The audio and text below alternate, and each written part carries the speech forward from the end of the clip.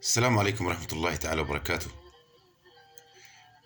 هذه كلمة نجمع فيها كل الدول العربية. أقول الدول العربية تسلم، الدول العربية تسلم والله على الرأس والعين. مصر أم الدنيا وطني، مصر أم الدنيا وطني، يكفيها شر الحاسدين. والسعودية الله يحفظها في قلبي بلد الحرمين. وتحية لعراق الغالية تسلم والله بلد الرافدين. وسلامي للإمارات المتحدة واليمن مع البحرين والكويت وعمان وسوريا.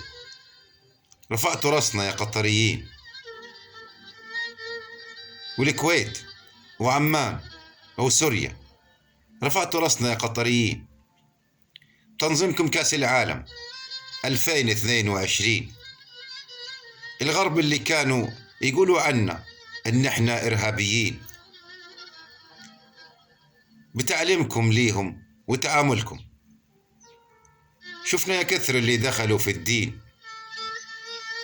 وفلسطين بلدنا الثاني شهدائنا فيها بالملايين، وما ننساش معاهم والله لبنان والعمانيين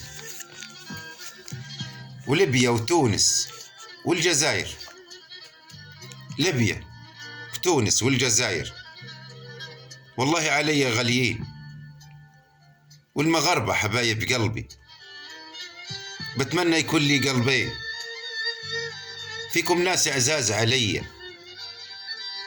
لا بس عليكم كي دايرين. وموريتانيا والصومال وجيبوتي وسلامي للسودانيين. واختم قولي وادعي المولى تحت راية نكونوا مجتمعين. في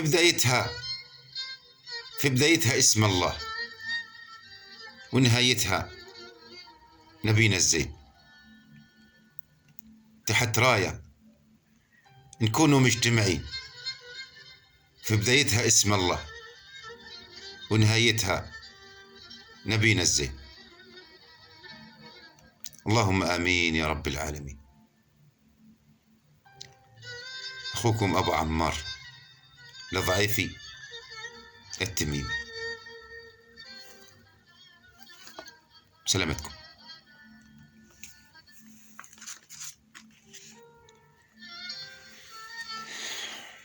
هذه كلمة مني للدول العربية بدون نفاق. بتمنى نكونوا مجتمعين تحت راية واحدة بدايتها اسم الله ونهايتها نبينا الزين عليه الصلاة والسلام.